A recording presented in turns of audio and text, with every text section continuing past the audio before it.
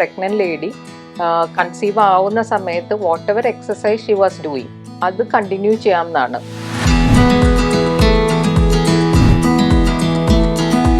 ഞാൻ സാധാരണ പറയുന്നത് എന്താ വെച്ചാൽ ജങ്ക് ഫുഡ്സ് കഴിവതും ഒഴിവാക്കുക. കാരണം നമുക്ക് അതിനകത്ത് അറിയില്ല, എസ്പെഷ്യലി അറിയില്ല, അജിനോമോട്ടോയിലൊക്കെ അങ്ങനെ കുറച്ച് ഇപ്പോൾ ബേബിക്ക് പ്രോബ്ലംസ് വരാവുന്നത് എക്സാക്ട്ലി അറിയില്ലെങ്കിലും നമുക്ക് വരാം. 3 മാസം കഴിഞ്ഞ് വീണ്ടും പ്രഗ്നന്റ് ആവുന്നു, അത് ഒരു ശരിയായ ഒരു പ്രവണതയാണോ? അതിപ്പോ സിസേറിനാണേലും നോർമൽ ആണേലും അതൊരു ശരിയായ പ്രവണതയല്ല. കുട്ടീനെ സംബന്ധിച്ചിടത്തോളം ആ കുട്ടിക്ക് കിട്ടേണ്ട കെയർ കിട്ടുന്നില്ല. ഇത്രയും അഡ്വാൻസ് ആയിട്ടും സയൻസ് ഇത്രയും പുരോഗമിച്ചാലും പറയുന്നുണ്ട് 30 വയസ്സ് കഴിഞ്ഞാൽ പ്രസവിക്കാൻ കുറച്ച് കോംപ്ലിക്കേഷൻസ് ഉണ്ടാവുമെന്ന് പറയുന്നുണ്ട്. അപ്പൊ ഈ പുരുഷന്മാർക്ക് അങ്ങനെ ഒരു ഏജ് ലിമിറ്റ് ഉണ്ടോ? പുരുഷന്മാർക്ക് സത്യം പറഞ്ഞാൽ അങ്ങനെ ഒരു വലിയ ഏജ് ലിമിറ്റ് ഇല്ല.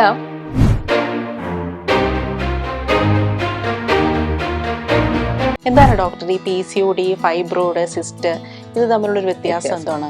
PCOD എന്ന് പറഞ്ഞാൽ പോളിസിസ്റ്റിക് ഓവേറിയൻ ഡിസീസ്. അത് ബേസിക്കലി ഒരു ഹോർമോണൽ കണ്ടീഷനാണ്, ഒരു മെറ്റബോളിക് സിൻഡ്രോം എന്നൊക്കെ നമ്മൾ പറയും. ഈ പോളിസിസ്റ്റിക് ഓവറി എന്ന് പറഞ്ഞാൽ അത് ഓവറിയിലെ സിസ്റ്റ് അല്ല. പാലില്ല, കുഞ്ഞ് കരയുന്നു, പാലില്ല എന്ന് പറഞ്ഞാൽ ഭയങ്കര സൈക്കോളജിക്കൽ ഒരു ഭയങ്കര ഇമോഷണൽ ട്രോമയാണ്. ഈ എന്തെങ്കിലും നമുക്ക് സൈക്കോളജിക്കൽ അപ്സെറ്റ് വന്നാൽ നമ്മുടെ ഹോർമോൺസിനൊക്കെ അഫക്റ്റ് ചെയ്യും, അപ്പോൾ വീണ്ടും പാല് കുറഞ്ഞു പോകും. Welcome to milestone makers doctor. ഇന്ന് നമ്മോടൊപ്പമുള്ളത് doctor Smitha Joy, senior consultant and HOD, department of gynaecology, BPS, lake shore hospital, Cochin. Hello doctor. Hi. സാധാരണ ഈ ഡോക്ടർമാരെ പേഷ്യൻസിനെ കാണുമ്പോൾ ആദ്യം ചോദിക്കുന്നത് സുഖമാണോ എന്നാണ്. ഇന്ന് ഞാൻ ഡോക്ടറിനോട് ചോദിക്കുകയാണ്, സുഖമാണോ ഡോക്ടർ? സുഖമായിട്ടിരിക്കുന്നു, കുഴപ്പമില്ല. ഡോക്ടർ, നമ്മൾ ഈ ഗൈനക്കോളജി എന്ന് പറയുമ്പോൾ നമ്മളെ പ്രത്യേകിച്ചും സ്ത്രീകൾ ഒരുപാട് അവർക്ക് ചോദ്യങ്ങളും ആശങ്കകളൊക്കെ കാണും. പക്ഷെ അതുപോലെ തന്നെ ഇവരുടെ ഈ ആശങ്കകളൊക്കെ പലപ്പോഴും പരിഹരിക്കുന്നത് ഈ ഗൂഗിൾ നോക്കിയും ഈ വാട്സാപ്പ് നോക്കിയാണ്. അപ്പോൾ ഗൈനക്കോളജിയെ കുറിച്ച് ഒരുപാട് മിഥ്യാധാരണകളുണ്ട്, ഒരുപാട് മിഥ്യാധാരണകൾ പ്രചരിക്കുന്നുണ്ട്. അപ്പോൾ ഈ ഗൈനക്കോളജിയെ കുറിച്ച് ഇപ്പോൾ ഈ പ്രചരിക്കുന്ന മിഥ്യാധാരണകൾ ഡോക്ടർ കേട്ടിട്ടുള്ള ഏറ്റവും വലിയൊരു മണ്ടത്തരം എന്താണ്? ഏറ്റവും വലിയ മണ്ടത്തരം എന്ന് പറഞ്ഞാൽ നമ്മൾ പ്രഗ്നൻസി റിലേറ്റഡ് ആയിട്ടാണ് സാധാരണ അങ്ങനെ. ഏറ്റവും വലിയ മണ്ടത്തരം എന്ന് പറയാൻ എനിക്ക് അറിയില്ല, പക്ഷെ ഏറ്റവും കോമണസ്റ്റ് ആയിട്ട് ചോദിക്കുന്നതാണ് നമ്മൾ ഈ പ്രഗ്നൻസി ആവുമ്പം കഴിക്കുന്ന ഫുഡ്. പൈനാപ്പിൾ, പപ്പായ, ഡേറ്റ്സ് ഇതൊക്കെ കഴിക്കാമോ, കഴിച്ചാൽ ബ്ലീഡിങ് കാണും. അപ്പം അങ്ങനത്തെ ഒരു മിത്ത്. സെക്കൻഡ്, സെയിം ഇത് പ്രഗ്നൻസി അല്ലാത്തപ്പോഴും ഇപ്പൊ പീരീഡ്സ് ഡിലേ ആയി എന്ന് വെച്ചാൽ അവരുടെ വിചാരം നമ്മളിങ്ങനെ ഈന്തപ്പഴോ അല്ലെങ്കിൽ ഗ്രേപ്സോ ഇങ്ങനത്തെ സാധനങ്ങളൊക്കെ കഴിച്ചാൽ ഓട്ടോമാറ്റിക്കലി നമുക്ക് പീരീഡ്സ് ആവും എന്നാണ്. ഇത് രണ്ടും കറക്റ്റ് അല്ല. ഇപ്പം ഭയങ്കരമായിട്ട് നമുക്ക് ഇതിനകത്തൊക്കെ ബേസിക്കലി ഡേറ്റ്സിനകത്താണെങ്കിലും പിന്നെ എന്താ നമ്മൾ പൈനാപ്പിളല്ല, ബേസിക്കലി ഡേറ്റ്സ് അല്ലെങ്കിൽ കപ്പലിന് മിഠായി, ഇതിനകത്തൊക്കെ ഉള്ളത് അയൺ കൂടുതലാണ്. അപ്പൊ ഇപ്പൊ ഹീമോഗ്ലോബിൻ കുറവുള്ള ആൾക്കാർക്ക് മേ ബി ഇത് കുറെ കഴിച്ചു കഴിഞ്ഞാൽ ഹീമോഗ്ലോബിൻ കൂടിയിട്ട് അങ്ങനെ ബ്ലീഡിങ് പ്രഗ്നൻസി അല്ലാത്ത സമയത്ത് വന്നെങ്കിലേ ഉള്ളൂ. അല്ലാതെ ഇതിപ്പോ പ്രഗ്നൻസി കഴിക്കുന്നതുകൊണ്ട് വേറെ പ്രശ്നങ്ങളോ പ്രഗ്നന്റ് അല്ലാത്തപ്പോ കഴിക്കുമ്പോൾ ഇതുകൊണ്ട് പീരീഡ്സ് വരികയോ ഒന്നും ചെയ്യില്ല. ഇതാണ് ഒരു കോമണസ്റ്റ് ആയിട്ട് കേൾക്കുന്ന ഒരു ക്വസ്റ്റ്യനും ഒരു മിത്തും. ഇവ ഈ പ്രഗ്നന്റ് അപ്പോൾ ഈ ഡോക്ടേഴ്സ് പ്രിസ്ക്രൈബ് ചെയ്യുന്നതാണ് ഈ ഫോളിക് ആസിഡ്. അപ്പൊ ഈ ഫോളിക് ആസിഡ് ഇത്ര ക്വാണ്ടിറ്റി വരെ ആവാളൂ, അത് കഴിഞ്ഞാൽ അതിന്റെ ക്വാണ്ടിറ്റി കൂടിയാൽ കുട്ടികൾക്ക് ഓട്ടിസം വരും, അത്തരം സാഹചര്യങ്ങളുണ്ടോ? അങ്ങനെയൊന്നും ഇല്ല. നമ്മൾ ബേസിക്കലി ഫോളിക് ആസിഡ് കൊടുക്കുന്നത് ബേബിക്ക് ന്യൂറൽ ട്യൂബ് ഡിഫെക്ട്സ് എന്നൊക്കെ പറയും. ഇപ്പൊ നമ്മള് പുറകില് പണ്ടിങ്ങനെ മുഴ, ഓപ്പൺ ആയിട്ടുള്ള മുഴ, അപ്പൊ കാലിന് താഴേക്ക് തളർച്ച, അങ്ങനെയൊക്കെയുള്ള കുട്ടികൾ ഇപ്പൊ അത്ര കാണുന്നില്ല. കാരണം നമ്മൾ സ്കാനിലൊക്കെ അത് വളരെ ഏർലി ആയിട്ട് ഡയഗ്നോസ് ചെയ്യുന്നു. അപ്പൊ അങ്ങനെയൊക്കെ ഉണ്ടെങ്കിൽ മിക്കവാറും ആ പ്രഗ്നൻസി നമ്മൾ ടെർമിനേറ്റ് ചെയ്യുന്നതുകൊണ്ടാണ് ഇപ്പൊ നമുക്ക് അങ്ങനെ കാണാത്തത്. അപ്പൊ അങ്ങനത്തെ ന്യൂറൽ ട്യൂബ് ഡിഫെക്ട്സ് പ്രിവെന്റ് ചെയ്യാനാണ് നമ്മൾ ഫോളിക് ആസിഡ് കൊടുക്കുന്നത്. യൂഷ്വലി ഒരു 5 milligram ഡെയിലി അങ്ങനെ വെച്ചാൽ കൊടുക്കുന്നത്. ഐഡിയലി നമ്മൾ പ്രഗ്നൻസി പ്ലാൻ ചെയ്യാൻ തുടങ്ങുമ്പോൾ ഒരു 3 months എങ്കിലും ഫോളിക് ആസിഡ് കഴിച്ചിട്ട് കൺസീവ് ചെയ്യാണ് നല്ലത്. കാരണം ബൈ ദ ടൈം നമ്മൾ പേഷ്യന്റ് പ്രഗ്നന്റ് ആണെന്ന് അറിയുമ്പോഴേക്കും ഒരു part of the neurological development കഴിഞ്ഞു. അപ്പൊ അങ്ങനെയാണ്. പക്ഷെ അതങ്ങനെ കൂടുതൽ നമ്മൾ അതിന്റെ 3 months ഈ ഡെവലപ്മെന്റ്സ് ഒക്കെ വരുന്നത്. അതുകൊണ്ട് 3 months യൂഷ്വലി നമ്മൾ സ്റ്റോപ്പ് ചെയ്യും. ചില കണ്ടീഷൻസ്, ഇപ്പം ഡയബറ്റിക് മദേഴ്സ് ആണ് അല്ലെങ്കിൽ ട്വിൻസ് ആണ്, അങ്ങനെയൊക്കെ ഉള്ളവർക്ക് കൂടുതൽ ഫോളിക് ആസിഡ് റിക്വയർമെന്റ് ഉണ്ട്. അപ്പൊ അങ്ങനെയുള്ളവർക്ക് മാത്രം നമ്മൾ after 3 months folic acid continue ചെയ്യുള്ളൂ. പക്ഷെ അങ്ങനെ ഒരു high dose of folic acid അതൊരു വൈറ്റമിൻ ബിയുടെ ഒരു പാർട്ടാണ്, അതൊരു വാട്ടർ സോലുബിൾ വൈറ്റമിൻ ആണ്. അപ്പൊ എക്സസ് ഉണ്ടെങ്കിൽ നമ്മളത് യൂറിനിൽ കൂടെ പോകും. അപ്പൊ അതുകൊണ്ട് ഒരിക്കലും ഒരു ഓട്ടിസം ഉള്ളതായിട്ട് അറിയുന്നില്ല. ഇല്ലല്ലേ. ഇപ്പോൾ ഇപ്പോഴത്തെ പ്രഗ്നന്റ് ആയിട്ടുള്ള സ്ത്രീകൾ യോഗയൊക്കെ ചെയ്യുന്നുണ്ട്. അപ്പൊ ഈ പണ്ടൊക്കെ ആണെങ്കിൽ ഈ ഈ ഗർഭിണിയായിട്ടുള്ള സ്ത്രീകൾ അടുക്കള ജോലിയൊക്കെ ചെയ്യുമായിരുന്നു, തൂക്കുമായിരുന്നു, അങ്ങനെയൊക്കെ ഈ സുഖപ്രസവത്തിന് വേണ്ടി. അപ്പോൾ ഇപ്പോൾ യോഗ അങ്ങനെ പല രീതിയിലുള്ള എക്സസൈസ് ഉണ്ട്. ഉണ്ട്. അപ്പം എത്ര മാസം മുതലാണ് ഗർഭിണികൾ ഇത്തരത്തിലുള്ള യോഗ അതുപോലുള്ള എക്സസൈസ് ഒക്കെ ചെയ്യേണ്ടത്? അങ്ങനെ കൃത്യമായ ഒരു മന്ത് ഉണ്ടോ? നമ്മൾ ശരിക്കും സ്റ്റഡീസ് പറയുന്നത് എന്താണെന്ന് വെച്ചാൽ, ഇപ്പൊ ഒരു പേഷ്യന്റ് പറയാൻ പറ്റില്ല, പ്രഗ്നന്റ് ലേഡി കൺസീവ് ആവുന്ന സമയത്ത് what ever exercise she was doing അത് കണ്ടിന്യൂ ചെയ്യാവുന്നതാണ്. ഉള്ളി തിങ് ഇങ്ങനെ ഭയങ്കര നമുക്ക് ഇമ്പാക്ട് വരുന്ന എക്സസൈസ് ഉണ്ടല്ലോ, ഇപ്പൊ ബോക്സിങ് പോലെ അങ്ങനത്തെ ഭയങ്കര ഇമ്പാക്ട് വരുന്ന എക്സസൈസ് മാത്രം നിർത്തിയിട്ട് അതർവൈസ് ബാക്കി ചെയ്തുകൊണ്ടിരുന്ന കാര്യങ്ങളെല്ലാം കണ്ടിന്യൂ ചെയ്യാന്നുള്ളതാണ്. അപ്പൊ അതിന് മന്തില്ല, നമുക്ക് അങ്ങനെ കണ്ടിന്യൂ ചെയ്ത് പോവാം. പിന്നെ ചില particular condition, suppose patient bleeding ഉണ്ട്, അല്ലെങ്കിൽ പ്ലാസെന്റ ലോ ലൈങ് ആണ്, ഇപ്പൊ കുറച്ച് ടുവേർഡ്സ് 5 months അല്ലെങ്കിൽ 7 months ആകുമ്പോൾ ബേബിയുടെ ഗ്രോത്ത് കുറവാണ്, ഫ്ലൂയിഡ് കുറവാണ്, അപ്പൊ ആ സമയത്തൊക്കെ നമ്മൾ റെസ്ട്രിക്ട് ചെയ്യാൻ പറയും മൂവ്മെന്റ്സ്. അപ്പൊ അങ്ങനെയുള്ള സാഹചര്യങ്ങളിൽ ഒഴിച്ച് നമുക്ക് എക്സസൈസ് ആക്ച്വലി തുടക്കം തുടങ്ങി അവസാനം വരെയും ചെയ്യാം.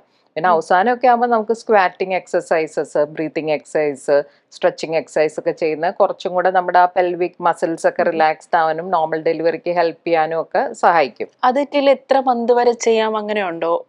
അതായത് ഇപ്പൊ 7ാം മാസം മുതൽ കുറച്ചുകൂടെ നമ്മൾ ശ്രദ്ധിക്കണമെന്നൊക്കെ പറയുമല്ലോ. ഇല്ല, നമുക്ക് ടിൽ ഡെലിവറി ചെയ്യാം, കുഴപ്പമൊന്നുമില്ല, ഒന്നും കുഴപ്പമില്ല. അതേമല്ല, പക്ഷെ ഇങ്ങനത്തെ ചില കണ്ടീഷൻസ് ഉണ്ട്, അത് ഡോക്ടേഴ്സ് പറയും നിങ്ങൾ റെസ്റ്റ് എടുക്കണം, ഇങ്ങനെ ചെയ്യാൻ പാടില്ല, അല്ലെങ്കിൽ യാത്ര ചെയ്യാൻ പാടില്ല. അങ്ങനെ പറയുന്ന പേഷ്യൻസിൽ ഒഴിച്ച് ബാക്കി എല്ലാവർക്കും ടിൽ ഡെലിവറി നമുക്ക് ചെയ്യാം, ഒരു കുഴപ്പമൊന്നുമില്ല, കുഴപ്പമില്ല. മാം, ഇപ്പൊ അതുപോലെ തന്നെ നമ്മൾ ഈ നേരത്തെ പറഞ്ഞല്ലോ ഈ ഫുഡിനെ കുറിച്ച്. അപ്പൊ എനിക്കിത് മണ്ടത്തരാണോന്ന് അറിഞ്ഞൂടാ.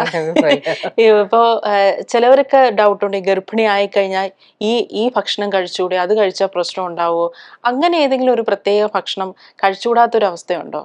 അങ്ങനെ പ്രത്യേക ഭക്ഷണം കഴിച്ചുകൂടാത്തില്ല. ഞാൻ സാധാരണ പറയുന്നത് എന്താ വെച്ചാൽ ജങ്ക് ഫുഡ്സ് കഴിവതും ഒഴിവാക്കുക.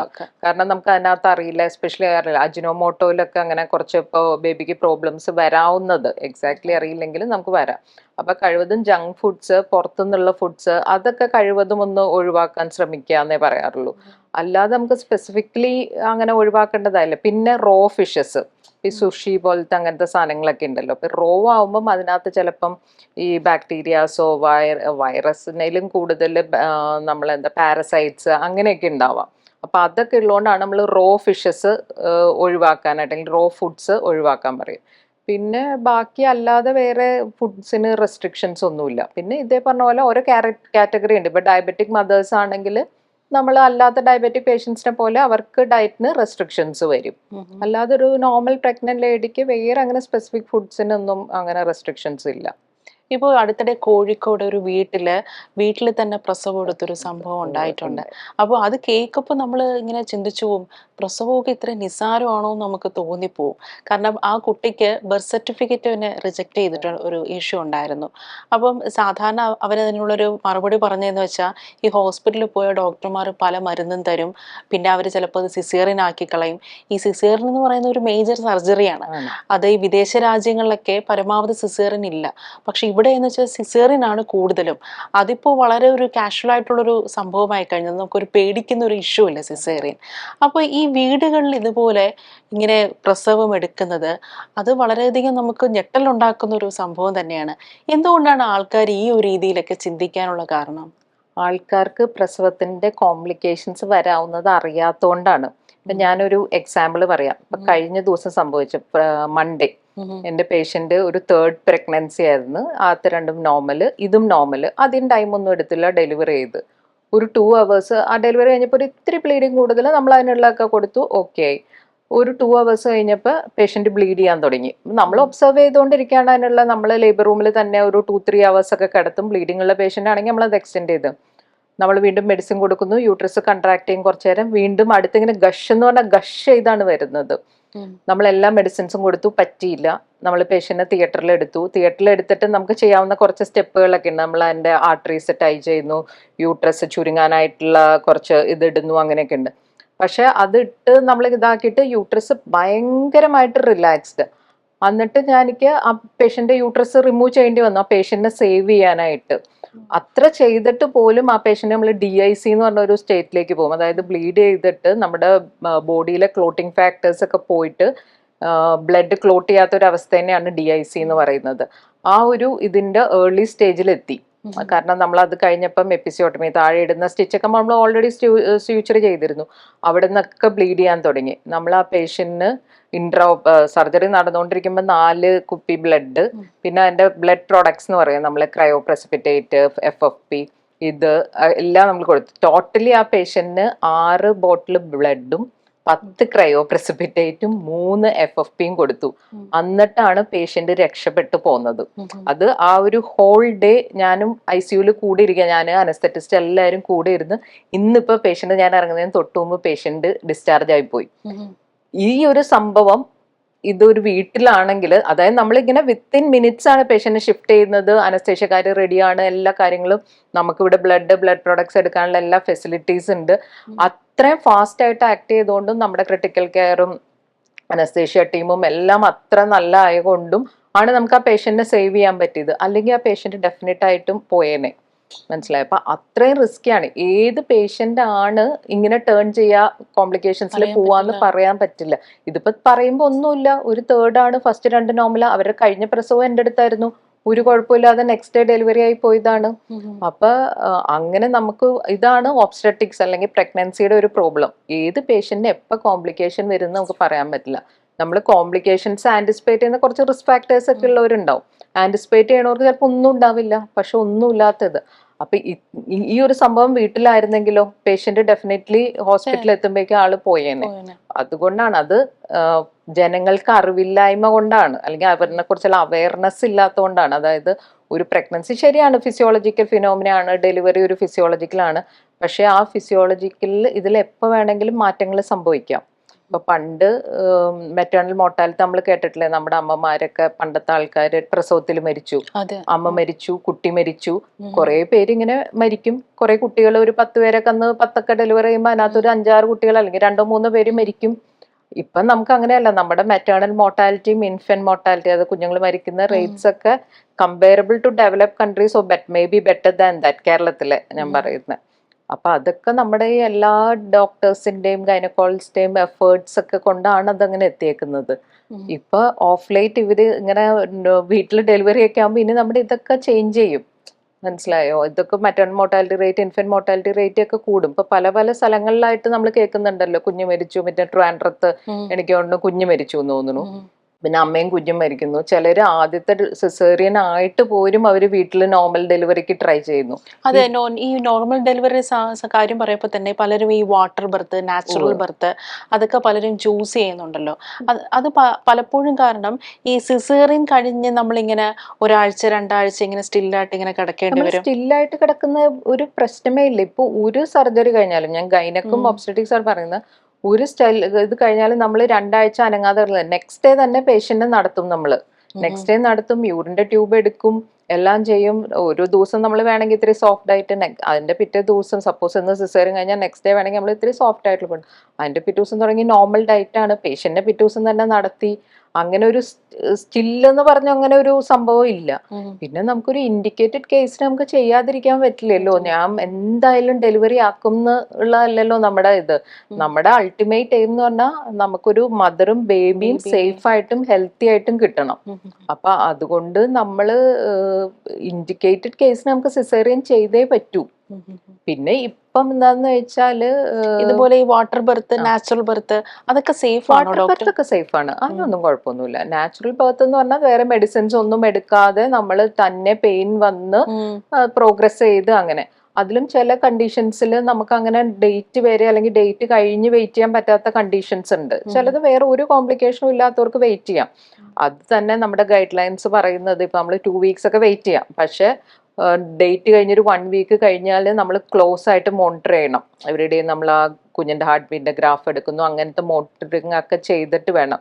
കാരണം അത് കഴിയുമ്പോൾ കുഞ്ഞ് മഷിയിടാൻ അങ്ങനെയൊക്കെയുള്ള സാധ്യതകളുണ്ട്. പക്ഷെ ഇപ്പൊ സപ്പോസ് കുഞ്ഞിന് ഗ്രോത്ത് കുറവാണ്, ഡയബറ്റിക് മദേഴ്സ് ആണ്, മദറിന് പ്രഷർ ഉണ്ട്, ഇങ്ങനെയൊക്കെയുള്ള സന്ദർഭങ്ങളിൽ നമുക്ക് അങ്ങനെ ഡേറ്റ് കഴിയുന്നവരെ അല്ലെങ്കിൽ അവർക്ക് പെയിൻ വരുന്നവരെ, സ്പോണ്ടേനിയസ്ലി പെയിൻ വരുന്നവരെ നമുക്ക് വെയിറ്റ് ചെയ്യാൻ പറ്റില്ല. കാരണം അപ്പൊ അതിന് മദറിനും ബേബിക്കും കോംപ്ലിക്കേഷൻസ് വരും. അപ്പൊ അതുകൊണ്ടാണ് നമുക്ക് ചില സന്ദർഭങ്ങളിൽ നേരത്തെ ഇൻഡ്യൂസ് ചെയ്യേണ്ടി വരുന്നത്. ഇപ്പോ നമ്മൾ ഈ സിസേറിയൻ ആണെങ്കിൽ ആദ്യത്തെ കുട്ടി കഴിഞ്ഞാൽ 3 വർഷം കഴിഞ്ഞിട്ടേ അടുത്ത കുട്ടി ഉണ്ടാവുള്ളൂ എന്ന് ഡോക്ടർമാർ പറയാറുണ്ട്. പക്ഷെ ഒരു നോർമൽ ഡെലിവറി ആണെങ്കിൽ ഇപ്പൊ പലപ്പോഴും പല വീടുകളിലും ഞാൻ കണ്ടിട്ടുണ്ട്, ഒരു കുട്ടി കഴിഞ്ഞ് 6 മാസം ആ സ്ത്രീ വീണ്ടും പ്രഗ്നന്റ് ആവുന്നു, ആ കുട്ടി കഴിഞ്ഞ് വീണ്ടും 6 മാസം അല്ലെങ്കിൽ 3 മാസം കഴിഞ്ഞ് വീണ്ടും പ്രഗ്നന്റ് ആവുന്നു. അത് ഒരു ശരിയായ ഒരു പ്രവണതയാണോ? അതിപ്പോ സിസേറിനാണേലും നോർമൽ ആണേലും അതൊരു ശരിയായ പ്രവണതയല്ല. കുട്ടീനെ സംബന്ധിച്ചിടത്തോളം ആ കുട്ടിക്ക് കിട്ടേണ്ട കെയർ കിട്ടുന്നില്ല. ആദ്യത്തെ കുട്ടീനെ സംബന്ധിച്ചിടത്തോളം ആ കുട്ടിക്ക് ഫീഡിങ് നമുക്കിപ്പോൾ പ്രഗ്നൻസിയിൽ നമ്മൾ 5 months 6 months അല്ലെങ്കിൽ 7 months ഓരോ മദറിന്റെ ഇത് വെച്ചിട്ട് ഫീഡ് ചെയ്യാൻ പറയും. എങ്കിൽ അറ്റ്ലീസ്റ്റ് നെക്സ്റ്റ് ബേബി വന്നു കഴിയുമ്പോൾ പിന്നെ നമുക്ക് മറ്റേ ബേബിനെ ഫീഡ് ചെയ്യാൻ അങ്ങനെ ചിലരൊക്കെ പറയും രണ്ടുപേരും ഒരുമിച്ച് ഫീഡ് ചെയ്യാം. അതൊന്നും അത്ര എളുപ്പമുള്ള കാര്യമല്ല. അപ്പൊ ആ ബേബിക്ക് അല്ലാതെ കെയർ ഉണ്ടല്ലോ, ബേബിയുടെ ഓരോ സ്റ്റേജസ് ഓഫ് ഇതിലും അത് നമുക്ക് കൊടുക്കാൻ പറ്റുന്നില്ല. പിന്നെ മദറിന് റെസ്റ്റും കാര്യങ്ങളും മദറിന്റെ നോർമൽ ഹെൽത്ത് റീഗെയിൻ ചെയ്യണ്ടേ. നമ്മൾ അടുപ്പിച്ചുള്ള പ്രഗ്നൻസീസ് വരുമ്പം അതിന്റെ കോംപ്ലിക്കേഷൻസ്, അതായത് പ്രീ ടേം ലേബർ, മാസം തികയാതെ പ്രസവിക്കാനുള്ള സാധ്യത കൂടുതലാണ്, കുഞ്ഞിന് ഗ്രോത്ത് കുറയാനുള്ള, ലോ ബർത്ത് വെയിറ്റ് ബേബീസ് വരാനുള്ള സാധ്യത കൂടുതലാണ്, മദറിന് ഹിമോഗ്ലോബിൻ ലെവൽ കുറയാനുള്ള സാധ്യത കുറവുണ്ട്. ഇങ്ങനത്തെ എല്ലാം കോംപ്ലിക്കേഷൻസ് ഉണ്ട്. അപ്പൊ ഈ സിസേറിനാണേലും നോർമൽ ഡെലിവറി ആണേലും ഭയങ്കര അടുപ്പിച്ചുള്ള പ്രഗ്നൻസീസ് നല്ലതല്ല, മദറിനും ബേബിക്കും നല്ലതല്ല. നമ്മളെപ്പോഴും ഈ ഗൈനക്കിനെ കുറിച്ച് പറയുമ്പോൾ എപ്പോഴും സ്ത്രീകളുമായിട്ട് കണക്ട് ചെയ്താണ് പറയുന്നത്. ഇപ്പൊ പുരുഷന്മാരുടെ കാര്യം പറയുകയാണെങ്കിൽ, ഇപ്പൊ സ്ത്രീകളെ കുറിച്ച് പറയുകയാണെങ്കിൽ ഇപ്പോഴും പറയുന്നുണ്ട്, ഇപ്പോൾ ഇത്രയും അഡ്വാൻസ് ആയിട്ടും സയൻസ് ഇത്രയും പുരോഗമിച്ചാലും പറയുന്നുണ്ട് 30 വയസ്സ് കഴിഞ്ഞാൽ പ്രസവിക്കാൻ കുറച്ച് കോംപ്ലിക്കേഷൻസ് ഉണ്ടാവും എന്ന് പറയുന്നുണ്ട്. അപ്പൊ ഈ പുരുഷന്മാർക്ക് അങ്ങനെ ഒരു ഏജ് ലിമിറ്റ് ഉണ്ടോ? പുരുഷന്മാർക്ക് സത്യം പറഞ്ഞാൽ അങ്ങനെ ഒരു വലിയ ഏജ് ലിമിറ്റ് ഇല്ല. പക്ഷെ അവർക്കും ഇപ്പൊ ഏജ് കൂടുന്തോറും ഓരോ ഹെൽത്ത് ഇഷ്യൂസ് ഒക്കെ വരാറില്ല. സ്പേം കൗണ്ട് ഇങ്ങനെ ഏജ് കൂടുന്ന പറയുമ്പോൾ സ്പേം കൗണ്ട് കുറയാൻ, ഡയബറ്റീസ് വന്നു എന്ന് വെച്ചാൽ ചിലപ്പോൾ കോണ്ടാക്റ്റിന് ബന്ധപ്പെട്ട അങ്ങനെയൊക്കെയുള്ള ബുദ്ധിമുട്ടുകൾ വരാം. എന്തെങ്കിലും അവർക്ക് അസുഖങ്ങൾ വന്നിട്ട് മെഡിസിൻസ് എടുക്കേണ്ടി വന്നാൽ അപ്പൊ സ്പേമിന്റെ ക്വാളിറ്റിയും കൗണ്ടും ഒക്കെ കുറയാം. അപ്പം പക്ഷെ സാധാരണഗതിയിൽ നമ്മൾ പണ്ട് തുടങ്ങി ഇങ്ങനെ പറയുന്നതിന്റെ ഒരു കാര്യം, കുഞ്ഞിന് ജനിതകമായിട്ടുള്ള അബ്നോർമാലിറ്റീസ് ഒക്കെ വരാം. എസ്പെഷ്യലി മദർ ഒരു 35 years ഒക്കെ കഴിയുമ്പം നമ്മുടെ ജീൻസിലൊക്കെ പ്രശ്നം വന്നിട്ട് ജനറ്റിക് അബ്നോർമാലിറ്റീസ് വരാം. പിന്നെയുള്ളതെന്ന് പറഞ്ഞാൽ മദറിനും സെയിം ആണ്. ഏജ് കൂടുന്തോറും ഇപ്പൊ പ്രഷർ വരാന്, ഷുഗർ വരാന്, എസ്പെഷ്യലി നമ്മുടെ ഇപ്പോഴത്തെ സാഹചര്യത്തിൽ എല്ലാവരുടെയും ലൈഫ് സ്റ്റൈലൊക്കെ ചേഞ്ച് ആയതുകൊണ്ട് ഇപ്പൊ യങ് മദേഴ്സ് വരെ ഇഷ്ടംമാതിരി ഡയബറ്റിക് മദേഴ്സ് ഉണ്ട്. അപ്പൊ ഏജ് കൂടുന്തോറും ഇങ്ങനത്തെ കോംപ്ലിക്കേഷൻസ് ഒക്കെ കൂടി വരും. അപ്പൊ അതുകൊണ്ടാണ് നമ്മൾ ഈ ജനറ്റിക് അബ്നോർമാലിറ്റിയും കൂടെ ഇത് വെച്ചിട്ടാണ് മെയിൻലി ഒരു 30 years എന്നുള്ള ഒരു ഇത് പറയുന്നത്. 30 എന്നുള്ളത് 35 ഒക്കെ ആയാലും കുഴപ്പമില്ല. പക്ഷെ ഒത്തിരി അങ്ങോട്ട് എഴുതി പിന്നെ നമ്മുടെ ഓവേറിയൻ റിസർവ് കുറയും. അപ്പം ഹെൽത്തി എക്സും നമ്പർ ഓഫ് എക്സും ഒക്കെ കുറയും. അപ്പൊ ഫെർട്ടിലിറ്റി ഇഷ്യൂസും ഒക്കെ വരും. അതുകൊണ്ടാണ് നമ്മൾ സ്ത്രീകളെ ഇതായിട്ട് അങ്ങനെ പറയുന്നത്, പുഷ് ചെയ്ത് പറയുന്നത്. അല്ല, പലപ്പോഴും ഇപ്പോഴത്തെ സ്ത്രീകൾക്കെല്ലാം ജോലിയുണ്ട്, കൂടുതൽ അംബീഷ്യസ് ആണ്, കരിയർ ഓറിയന്റഡ് ആണ്. അതുകൊണ്ടാണ് പലപ്പോഴും ഈ ലേറ്റ് പ്രഗ്നൻസി പലരും ചൂസ് ചെയ്യുന്നത്. അതിന്റെ ഭാഗമായിട്ട് തന്നെ ഈ പല സെലിബ്രിറ്റീസ് ഞാൻ കേട്ടിട്ടുണ്ട്, അവരുടെ എഗ് ഫ്രീസ് ചെയ്ത് വെച്ച് കുട്ടികൾ ഉണ്ടാക്കുന്ന ഒരു പരിപാടി. അതൊക്കെ കുട്ടികളുടെ ഹെൽത്തിനെ ഏതെങ്കിലും രീതിയിൽ ബാധിക്കാൻ സാധ്യതയുണ്ടോ? നമ്മളിപ്പോ ഒരു IVF, ഇപ്പൊ കുട്ടികൾ ഉണ്ടാവാത്ത ഒരു കപ്പിളിന് IVF ചെയ്യുന്ന പോലെ തന്നെ ഉള്ളൂ. അതിലും മിക്കവാറും നമ്മൾ എഗ് എടുത്ത് ഉടനെ ഇടുന്നതിലും എഗ് എടുത്ത് എംബ്രിയോ ആക്കി ഉടനെ ഇടുന്നതിലും അവർ ഫ്രീസ് ചെയ്ത് വെച്ചിട്ട് ഫ്രോസൺ എംബ്രിയോസ് ആണ് കുറച്ചും കൂടെ ഇടുന്നത്. അപ്പൊ അതുപോലെ തന്നെ ഉള്ളൂ. അല്ലാതെ അതുകൊണ്ട് ബേബിക്ക് അങ്ങനെ വേറെ ഇഷ്യൂസ് ഒന്നുമില്ല. നമ്മൾ ബയോളജിക്കൽ ക്ലോക്ക് പോകുന്നതിനെ നമ്മളൊന്ന് പിടിച്ച് നമുക്ക് നിർത്താൻ പറ്റാത്തതുകൊണ്ട് നമ്മൾ ആ എഗ്ഗിന്റെ നല്ല എഗ്ഗ് എടുത്ത് പ്രിസർവ് ചെയ്യുന്നൊന്നുള്ളൂ. അതർവൈസ് ബേബിക്ക് അതുകൊണ്ട് വേറെ ഇഷ്യൂസ് ഒന്നുമില്ല. ഇപ്പം സ്ത്രീകളെ സംബന്ധിച്ചിടത്തോളം അവരുടെ ഏറ്റവും വലിയൊരു ആങ്സൈറ്റിയാണ് ഈ PCOD, ഫൈബ്രോയിഡ്, സിസ്റ്റ്. അപ്പോൾ പലപ്പോഴും ഇത് തമ്മിലുള്ളൊരു വ്യത്യാസം എന്താണെന്ന് ഇപ്പോഴും പലർക്കും ഒരു ധാരണ കുറവുണ്ട്. എന്താണ് ഡോക്ടർ ഈ PCOD, ഫൈബ്രോയിഡ്, സിസ്റ്റ്, ഇത് തമ്മിലുള്ളൊരു വ്യത്യാസം എന്താണ്? PCOD എന്ന് പറഞ്ഞാൽ പോളിസിസ്റ്റിക് ഓവേറിയൻ ഡിസീസ്. അത് ബേസിക്കലി ഒരു ഹോർമോണൽ കണ്ടീഷൻ ആണ്, ഒരു മെറ്റബോളിക് സിൻഡ്രോം എന്നൊക്കെ നമ്മൾ പറയും. ഈ പോളിസിസ്റ്റിക് ഓവറി എന്ന് പറഞ്ഞാൽ അത് ഓവറിയിലെ സിസ്റ്റ് അല്ല. നമുക്ക് ഈ ഹോർമോൺസ് കൊണ്ട് ഓവറിയിൽ ഇങ്ങനെ എഗ് ഡെവലപ്പ് ചെയ്യുന്ന, അത് മൾട്ടിപ്പിൾ എഗ്സ് ഇങ്ങനെ ഒരേ ഒരു ലെവലിൽ വന്നിട്ട് ഫർദർ അങ്ങോട്ട് മെച്ചുർ ചെയ്യാതെ നിൽക്കും. ആ ഒരു അപ്പിയറൻസിനെയാണ് പോളിസിസ്റ്റിക് ഓവറി എന്ന് പറഞ്ഞാൽ. അല്ലാത്തൊരു സിസ്റ്റ് പോലെയല്ല. നമ്മൾ ഇൻസുലിൻ്റെ റെസിസ്റ്റൻസ് കൂടുതലാണ്, മെയിൽ ഹോർമോൺസ് കുറച്ച് ഡോമിനേറ്റിംഗ് ആണ്. അപ്പൊ ഇങ്ങനെയൊക്കെയുള്ള കാരണം കൊണ്ട് നമുക്ക് പീരീഡ്സിന് ഇറഗുലാരിറ്റി വരാം, ഏത് വേണമെങ്കിലും വരാം, വരാതിരിക്കുക, അടുപ്പിച്ച് വരാം, ബ്ലീഡിങ് കൂടിയുള്ളിൽ വരാം, അങ്ങനെയൊക്കെ വെയിറ്റ് ഗെയിൻ ചെയ്യാം. പിന്നെ ഹെയർ ഗ്രോത്ത്, ഫീമെയിൽ മുഖത്ത് അങ്ങനെയൊക്കെയുള്ള male pattern of hair distribution വരാം, തലമുടി കൊഴിയാം, പിന്നെ ഇങ്ങനെ കറുപ്പ് എസ്പെഷ്യലി കഴുത്തില് ആക്സിലയില് അങ്ങനെയൊക്കെ കറുപ്പ് അങ്ങനത്തെ കാര്യങ്ങളൊക്കെ വരാം. അപ്പൊ അത് ബേസിക്കലി ഒരു ഹോർമോണൽ കണ്ടീഷനാണ്, അതാണ് PCOD. ഇനി ഫൈബ്രോയിഡ് എന്ന് പറഞ്ഞാൽ നമ്മുടെ യൂട്രസിന്റെ മസിൽസിൽ നിന്ന് വരുന്ന ഒരു ഗ്രോത്ത്, ഒരു ട്യൂമർ. പക്ഷെ അത് ഒരു നോൺ ക്യാൻസറസ് എന്ന് തന്നെ പറയാം. വളരെ റെയർ ആയിട്ട് ഒരു 0.5% അത് ചിലപ്പോൾ ഒരു ക്യാൻസറസ് ആവും, വളരെ റെയർ ആയിട്ട്. യൂഷ്വലി നോൺ ക്യാൻസറസ് ഒരു ഗ്രോത്ത് ആണ്. പിന്നെ സിസ്റ്റ് എന്ന് പറഞ്ഞാൽ നമ്മൾ യൂഷ്വലി ഓവറിയിലാണ് സിസ്റ്റ് വരിക യൂഷ്വലി. അത് സിസ്റ്റ് എന്ന് ബേസിക്കലി മീൻസ് ഒരു ഫ്ലൂയിഡ് ഫിൽ കളക്ഷൻ. അത് പല ടൈപ്പ് ഓഫ് സിസ്റ്റ് ഉണ്ട്. ചിലപ്പം ഒരു ഫോളിക്കുലർ സിസ്റ്റ്, കുഴപ്പമൊന്നുമില്ലാത്ത ഒരു ഓവുലേഷനിൽ എന്തെങ്കിലും പ്രോബ്ലം വന്നിട്ട് വരുന്ന ഒരു സിസ്റ്റ് ആയിരിക്കാം, അല്ലെങ്കിൽ എൻഡോമെട്രിയോട്ടിക് സിസ്റ്റ്, വേറെ പല പല ടൈപ്പ് ഓഫ് സിസ്റ്റ് ഉണ്ട്. ബിനൈൻ ആവാം, അതായത് ഒരു ക്യാൻസറസ് ഒന്നും അല്ലാത്ത ആവാം, ക്യാൻസറസ് ആവുന്നതും ആവാം. അങ്ങനെ സിസ്റ്റ് പല പല അതിൽ വലിയൊരു ക്ലാസിഫിക്കേഷൻ വരുന്നുണ്ട്. പക്ഷെ മൂന്ന് സാധനങ്ങളാണ്. അപ്പം ഏറ്റവും കൂടുതൽ ഈ പ്രഗ്നന്റ് ആവാൻ തടസ്സമുള്ളത് ഇതിനകത്ത് ഏതാണ്? അത് PCOD തന്നെയാണ്. PCOD.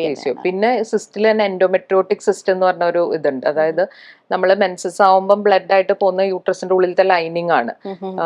ഞാനിങ്ങനെ ഒരു ഇതായിട്ട് സയന്റിഫിക് ആയിട്ടല്ല നമുക്ക് മനസ്സിലാവും. അപ്പൊ അത് ന്റെ ടിഷ്യൂസും ഗ്ലാൻസും ഒക്കെ യൂട്രസിന്റെ പുറത്ത് വന്ന് ബ്ലീഡ് ചെയ്യുന്നതാണ്. അത് ഓരോ പ്രാവശ്യം പീരിയഡ്സ് ആകുമ്പോൾ ഈ ഗ്ലാൻസ് ഇതുള്ള സ്ഥലത്ത് ബ്ലീഡ് ചെയ്യുന്നതാണ് എൻഡോമെട്രിയോസ്. അങ്ങനെ ബ്ലീഡ് ചെയ്ത് ഒരു സിസ്റ്റ് ആവുമ്പം അത് നമുക്ക് ഓവറിയിൽ നമുക്ക് എൻഡോമെട്രിയോട്ടിക് സിസ്റ്റ് എന്ന് പറയും. അതും നമുക്ക് പ്രഗ്നൻസിക്ക് തടസ്സം വരാവുന്ന ഒരു സിസ്റ്റ് ആണ്. ഫൈബ്രോയിഡ് ഒന്നും സാധാരണ അങ്ങനെ വലിയ പ്രശ്നം വരാറില്ല. പക്ഷെ ഇപ്പൊ ഭയങ്കര ലാർജ് ഫൈബ്രോയിഡ്സ് ആണ്, അല്ലെങ്കിൽ ട്യൂബിന്റെ ബിഗിനിങ്ങിലാണ് ആ ഫൈബ്രോയിഡ് വന്ന് നിൽക്കുന്നത്, എഗ്ഗിനും ഇതിനും അങ്ങോട്ട് മൂവ് ചെയ്യാൻ പറ്റുന്നില്ല, അങ്ങനത്തെ ഒക്കെയുള്ള സാഹചര്യങ്ങളിൽ ഫെർട്ടിലിറ്റിക്ക് ഇഷ്യൂ വരാം. പക്ഷെ നമ്മൾ കോമൺലി നോക്കുമ്പോൾ PCOD സിസ്റ്റിന്റെ പാർട്ടിലാണെങ്കിൽ എൻഡോമെട്രിയോട്ടിക് സിസ്റ്റ്, ഇത് രണ്ടുമാണ് കൂടുതൽ നമുക്ക് ഇൻഫെർട്ടിലിറ്റി ഇഷ്യൂസ് ഉണ്ടാക്കുന്നത്. ഈ പലപ്പോഴും നമ്മുടെ രാജ്യത്ത് ഈ സ്കാനിങ്ങിൽ കുട്ടിയുടെ സെക്സ് ഏതാണെന്ന് നമുക്ക് അറിയാനൊരു വകുപ്പില്ലല്ലോ. അപ്പോൾ അതിന് ഈ പല കുറുക്കുവഴികളും പലരും ചെയ്യാറുണ്ട്. ഈ സ്ത്രീകളുടെ വയറ്റ് നോക്കി, ഗർഭിണിയുടെ വയറ്റ് നോക്കി ഇത് ആൺകുട്ടിയാണോ പെൺകുട്ടിയാണോ, ഈ സ്ത്രീകളുടെ കഴുത്ത് കറുത്തിരിക്കുകയാണെങ്കിൽ അത് ആൺകുട്ടിയാണെന്ന് പറയും, നല്ല ഗ്ലോ ഉണ്ടെങ്കിൽ പെൺകുട്ടിയാണെന്ന് പറയും. ഇതിലൊക്കെ എന്തെങ്കിലും സയന്റിഫിക് ബേസിസ് ഒന്നുമില്ല. അത് ഇങ്ങനെ പണ്ട് തുടങ്ങിയ ആൾക്കാർ പറഞ്ഞു പോകുന്നുള്ളൂ. ഈവൻ നമ്മുടെ പേഷ്യൻസ് ചിലര് സ്കാൻ കഴിഞ്ഞിട്ട് ഫസ്റ്റ് സ്കാനിൽ നമ്മൾ ബേബി ഇത്രേ ഉണ്ടാവുള്ളൂ, വളരെ സ്മോൾ ആയിരിക്കും. നമ്മളപ്പോൾ ഫസ്റ്റ് സ്കാൻ ചെയ്യുന്ന ഡേറ്റിംഗ് അവർ പറയുന്ന ഡേറ്റ് വെച്ചിട്ട് കറസ്പോണ്ടിങ് ആണോ, യൂട്രസിന്റെ ഉള്ളിലാണോ പ്രഗ്നൻസി, ഹാർട്ട് ബീറ്റ് ഉണ്ടോ, ഇത്രേ അറിയാൻ പറ്റില്ല. അത്ര കുഞ്ഞു ബേബി ആയിരിക്കും. അത് കഴിഞ്ഞ് ബേബി വന്നൊക്കെ കഴിഞ്ഞിട്ട് പറയണവര് ഞങ്ങൾക്ക് ഫസ്റ്റ് സ്കാൻ കണ്ടപ്പോഴേ മനസ്സിലായത് ബോയ് ആയിരുന്നു അല്ലെങ്കിൽ ഗേൾ ആയിരുന്നു എന്ന് എനിക്ക് അന്നേ മനസ്സിലായെന്ന് പറയും. അങ്ങനെ നമുക്ക് പോലും മനസ്സിലാവില്ല, കാരണം മനസ്സിലാവാനില്ല, ജസ്റ്റ് ഒരു ചെറിയൊരു അത്രേ ഉണ്ടാവുള്ളൂ. അപ്പം അല്ലാതെ ഈ പറയുന്ന കാര്യങ്ങൾക്കൊന്നും സയന്റിഫിക് ബേസിസ് ഒന്നുമില്ല. മെയിലാണോ ഫീമെയിൽ അത് നമുക്ക് സ്കാനിൽ തന്നെ കണ്ടുപിടിക്കാൻ പറ്റുള്ളൂ. ഇപ്പോൾ ഈ ടീനേജിന്റെ ഇടയിൽ ഈ അബോർഷൻ റേറ്റ് വല്ലാതെ കൂടുന്നുണ്ട്. അപ്പോൾ അതിന്റെ ഭാഗമായിട്ട് ഈ പലർക്കും ഈ ഹോസ്പിറ്റലിൽ വന്ന് ഡോക്ടറിനെ വന്ന് നേരിട്ട് കണ്ട് പറയാൻ പലർക്കും പറ്റുന്നില്ല, ഒരു മടിയാണ്. അപ്പോൾ അതുകൊണ്ട് തന്നെ പലരും ഈ മെഡിക്കൽ ഷോപ്പുകളിലൊക്കെ ഈ ഗർഭനിരോധന മരുന്നുകൾ കിട്ടുന്നുണ്ട്. മറ്റൊരു വശം പറയുകയാണെങ്കിൽ ഉത്തേജന മരുന്നുകൾ കിട്ടുന്നുണ്ട്.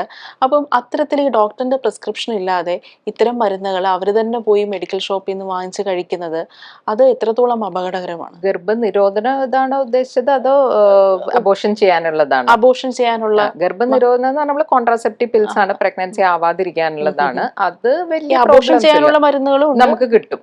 അതിന്റെ ഒരു മെയിൻ വശം എന്ന് പറഞ്ഞാൽ നമുക്കിപ്പം ഈ പ്രഗ്നൻസി യൂട്രസിന്റെ ഉള്ളിലാണോ എന്ന് കൺഫേം ചെയ്തിട്ട് വേണം ശരിക്കും പറഞ്ഞ ഈ മെഡിസിൻസ് എടുക്കുന്നത്. സപ്പോസ് പ്രഗ്നൻസി ട്യൂബിലാണെങ്കിൽ ഇവര് മെഡിസിൻ കഴിക്കാം, ട്യൂബില് പ്രഗ്നൻസി പൊട്ടാം, ട്യൂബില് പ്രഗ്നൻസി വളരാൻ പറ്റില്ലല്ലോ, പൊട്ടി വയറില് ബ്ലീഡിങ് വരാം, അങ്ങനത്തെ കാര്യങ്ങൾ വരാം. പിന്നെ പ്രഗ്നൻസി കുറച്ചും കൂടെ അഡ്വാൻസ്ഡ് ആണെങ്കിൽ ഇവർ മെഡിസിൻ കഴിച്ചു, വീട്ടിൽ വെച്ച് ഇതുപോലെ ഭയങ്കരമായിട്ട് ബ്ലീഡ് ചെയ്തു, വീട്ടുകാരോടും പറയുന്നുണ്ടാവില്ലല്ലോ, ബ്ലീഡ് ചെയ്തിട്ട് നമ്മൾ കൊളാപ്സ് ചെയ്യുന്ന അവസ്ഥകള് അങ്ങനെയൊക്കെ വരാം.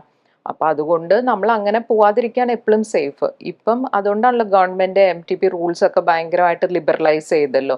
ഈവൻ അൺമാരീഡ് കുട്ടികൾക്ക് ഈവൻ പ്രൈവറ്റ് ഹോസ്പിറ്റൽസ് എവിടെയാണെങ്കിലും ദേ ക്യാൻ അപ്രോച്ച്.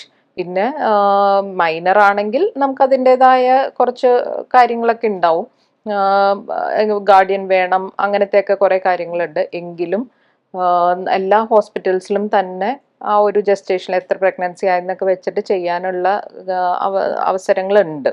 അതുകൊണ്ടാണ് ഇങ്ങനെ അൺസേഫ് പ്രഗ്നൻസീസ് വരാതിരിക്കാനും മോർട്ടാലിറ്റി വരാതിരിക്കാനാണ് ഗവൺമെന്റ് MTP റൂൾസ് ഒക്കെ ലിബറലൈസ് ചെയ്തത്. അപ്പൊ എല്ലാവർക്കും അപ്രോച്ച് ചെയ്യാം. പിന്നെ അല്ല, ഈ ഗർഭനിരോധന മരുന്നുകള് അത് എത്രത്തോളം ഡോക്ടറിന്റെ പ്രിസ്ക്രിപ്ഷൻ ഇല്ലാതെ മെഡിക്കൽ ഷോപ്പിൽ നിന്ന് ഡയറക്റ്റ് വാങ്ങിച്ച് കഴിക്കുന്നത് സേഫ് ആണോ? അത് അത്ര പ്രശ്നമില്ല, അൺലെസ് ഇപ്പൊ നമുക്ക് എന്തെങ്കിലും ചെറിയ പിള്ളേരാകുമ്പോൾ അവർക്ക് വലിയ അസുഖങ്ങൾ അങ്ങനത്തെ കാര്യങ്ങളൊന്നും ഇല്ലല്ലോ.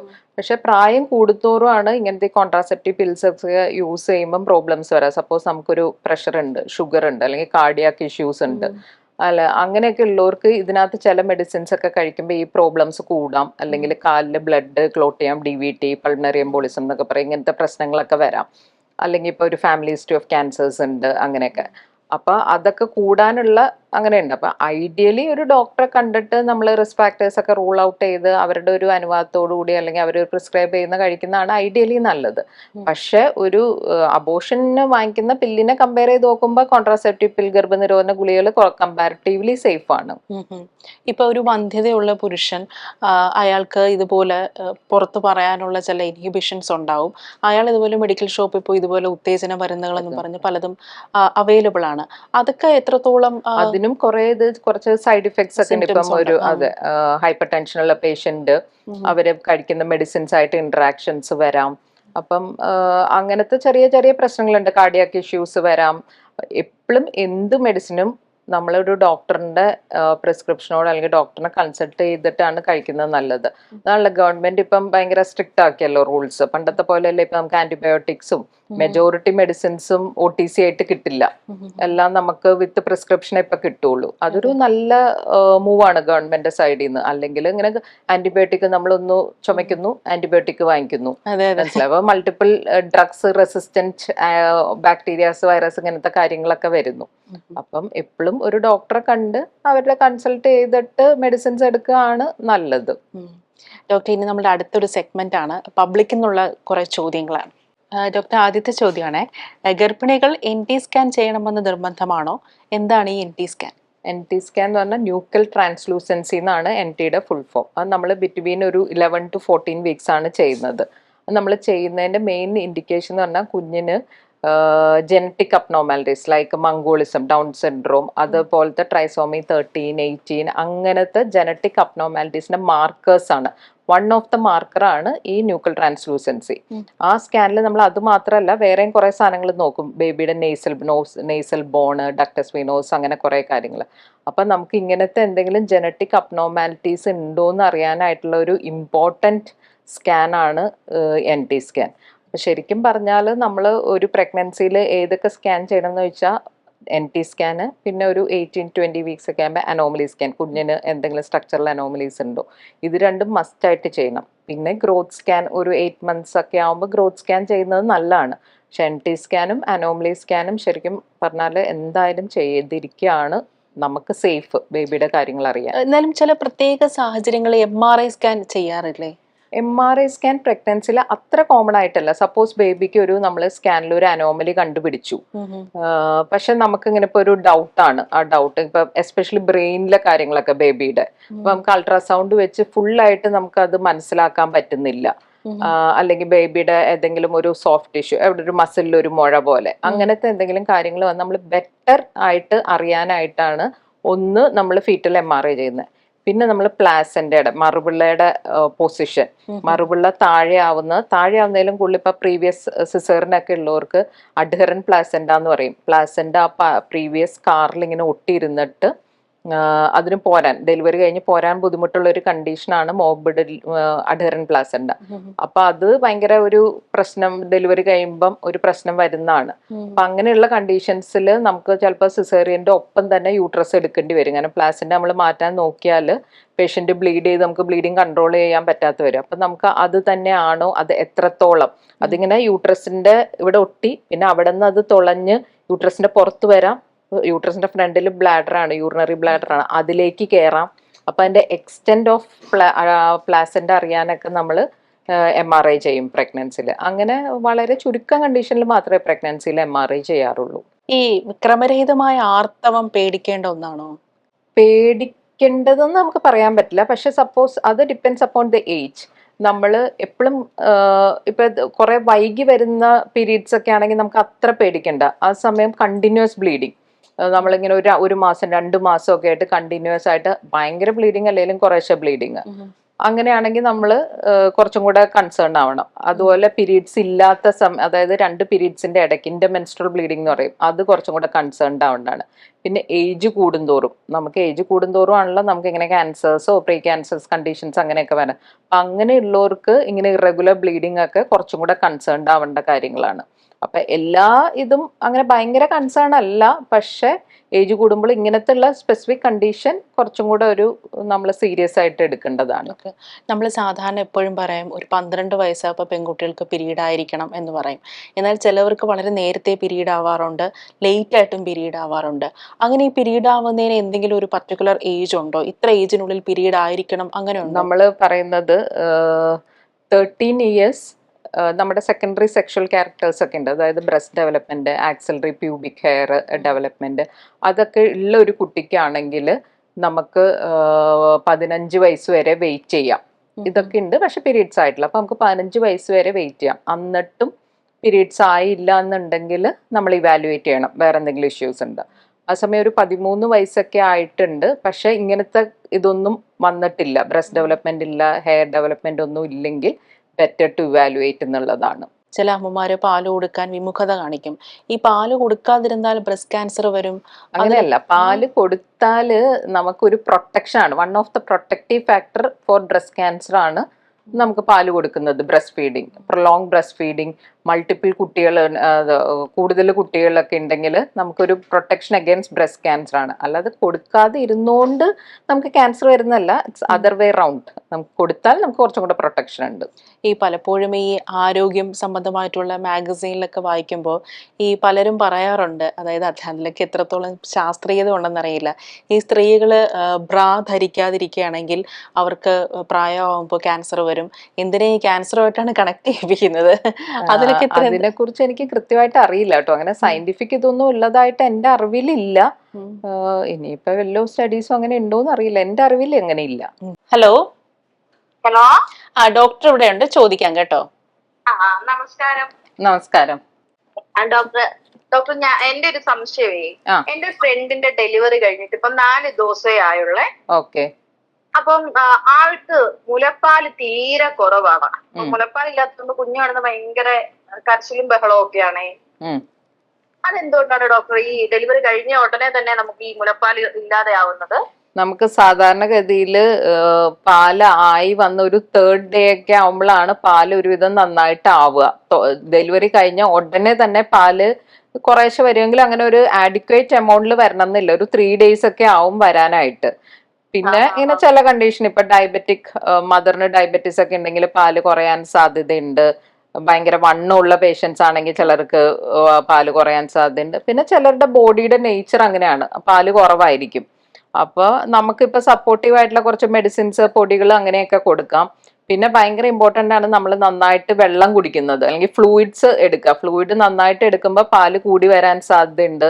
അതുപോലെ പ്രോട്ടീൻ റിച്ച് ആയിട്ടുള്ള ഫുഡൊക്കെ കഴിച്ചു കഴിഞ്ഞാൽ കുറച്ചും കൂടെ പാല് കൂടി വരും. പിന്നെ ഏറ്റവും ഇമ്പോർട്ടന്റ് നമ്മൾ അവർക്ക് ഒരു സൈക്കോളജിക്കൽ സപ്പോർട്ട് കൊടുക്കുക എന്നുള്ളതാണ്. അതായത് പേഷ്യന്റിന്റെ അടുത്ത് നിന്ന്, അല്ല ഡെലിവറി ചെയ്ത് കിടക്കുന്ന ആളുടെ അടുത്ത് നിന്ന് പാലില്ല പാലില്ല, കുഞ്ഞ് കരയുന്നു, പാലില്ല എന്ന് പറഞ്ഞാൽ ഭയങ്കര സൈക്കോളജിക്കൽ ഒരു ഭയങ്കര ഇമോഷണൽ ട്രോമയാണ്.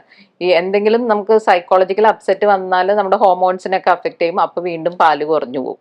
അപ്പൊ അതുകൊണ്ട് നമുക്ക് കൊടുക്കാനുള്ളത് അവർക്ക് സൈക്കോളജിക്കൽ സപ്പോർട്ട് കൊടുക്കുക, ഫ്ലൂയിഡ്സ് നന്നായിട്ട് കുടിക്കാൻ കൊടുക്കുക, പ്രോട്ടീൻ റിച്ച് ആയിട്ടുള്ള ഫുഡ് കൊടുക്കുക. പിന്നെ തീരെ എന്നിട്ട് വരുന്നില്ലെങ്കിൽ നമുക്ക് സപ്പോർട്ടീവ് മെഡിസിൻസ് ഉണ്ട്, അത് കൊടുത്താലും ഒരു പരിധി വരെ നമ്മുടെ ഇപ്പൊ ബോഡി നേച്ചർ അങ്ങനെയാണെങ്കിൽ ആവില്ല.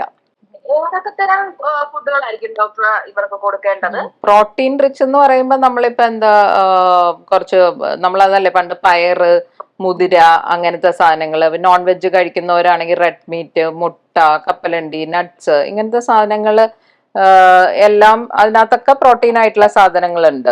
Okay okay. അപ്പൊ ഇതുകൊണ്ട് ഈ 4 ദിവസമല്ലേ ആയുള്ളൂ, അപ്പം കുഞ്ഞിന് എന്തെങ്കിലും ദോഷം ഉണ്ടാകുമോ? ഒരു ദോഷമില്ല.